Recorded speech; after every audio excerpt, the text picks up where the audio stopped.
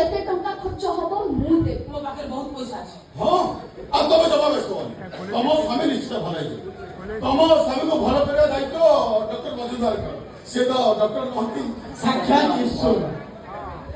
Kidney transplant କରିବାକୁ ପଡ଼ିବ kidney ଦେବାକୁ ତମର କିଏ ଲୋକ ଅଛନ୍ତି नो नो डॉक्टर आपण जोठी हो जेमिति हो दीटा किडनी जोगाड़ करो ଆଉ କିଡନୀ ଦବା ବାଲା ଯେତେ ଟଙ୍କା ମାଗିବ ମୁଁ ଦେବି ମୋ ପାଖରେ ବହୁତ ପଇସା ଅଛି। ଆଚ୍ଛା ଆଉ କିନ୍ତୁ ହଠାତ୍ ତମକୁ କିଡନୀ ଦେବା ଲୋକ ମିଳିବେ କୋଉଠି ମିଳିବେନି ଯଦି ନ ମିଳିବେ ଆପଣଙ୍କ ସବୁ ମରିଯିବେ ହଁ ମରିଯିବେ ଫାଇନାଲ ହଁ ମିଳିବେ ମିଳିବେ ମିଳିବେ ଆମେ ଚେଷ୍ଟା କରିବୁ କିନ୍ତୁ ସେତିକି ଦିନ ପର୍ଯ୍ୟନ୍ତ ତମ ସ୍ୱାମୀ ଆମ ନର୍ସିଂ ହୋମରେ ଅବଜରଭେସନରେ ରହିବାକୁ ପଡ଼ିବ ଆପଣ ଯାହା କରିବା କଥା କରନ୍ତୁ ଡକ୍ଟର ମୁଁ ରାଜି ମୋ ପାଖରେ ବହୁତ ପଇସା ଅଛି। ଆଚ୍ଛା ଆଚ୍ଛା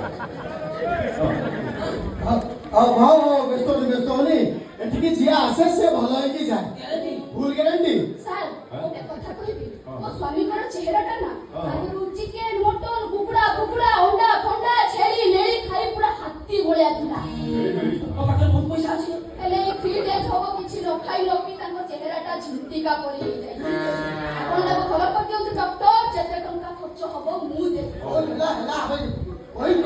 ଏଠିକି ଯିଏ ଆସେ ସେ ଭଲ ହେଇକି ଯାଏ। ଓହୋ ଠିକ ଅଛି ତମେ ଆଜି ଆଡମିସନ ହେଇଯାଅ ଅନେକ କିଛି ଟେଷ୍ଟ କରିବାର ଅଛି ଆଉ ରିପୋର୍ଟ ଆସିଲା ପରେ ମୁଁ ଯାହା କରିବି ଘର ତମେ ଡୋନର ଠିକ କର ହଁ ଏଥିପାଇଁ 15ରୁ 20 ଲକ୍ଷ ଟଙ୍କା ଖର୍ଚ୍ଚ ହବ 20 ଲକ୍ଷ ଛାଡି 50 ଲକ୍ଷ ଖର୍ଚ୍ଚ ହଉ ହେଲେ ମୋ ସ୍ୱାମୀ ଭଲ ହେଇଯାଉ ମୋ ପାଖରେ ବହୁତ ପଇସା ଅଛି। ହଉ ଠିକ ଅଛି ଆପଣ ଗୋଟେ କାମ କରନ୍ତୁ ମ୍ୟାମ୍ ତମେ ଆଡମିସନ ହେଇଯାଅ ମ୍ୟାମ୍ ଆପଣ ଟଙ୍କା ସାରଙ୍କୁ ଦେଇଦିଅନ୍ତୁ ଓ ହଁ ସେଇଟା ବି ଫୁଲ କ୍ୟାସ୍ ଦେବ।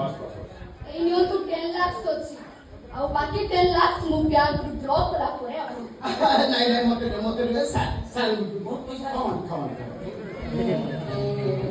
10 lakhs? 10 lakhs ତମେ ହାତରେ ଧରିକି ବୁଲୁଛ ମୋ ପାଖରେ ବହୁତ ପଇସା ଅଛି।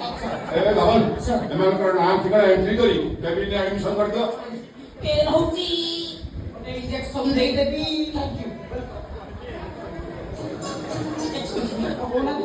ସାରଙ୍କ ସହିତ ଗୋଟେ କଥା ଥିଲା। ଓ ସିଓର ସାର୍ ହଁ ଆପଣଙ୍କ ସହିତ ଗୋଟେ କଥା ଥିଲା। କ'ଣ କହୁନ କୁହ କାନେଲ କ'ଣ କାନେରି କହିବ କ'ଣ କହୁନ କୁହ କୁହ ଆମରି ଘରେ ବିନା ଲାଜୁଛେ ନାଇଁ ମୁଁ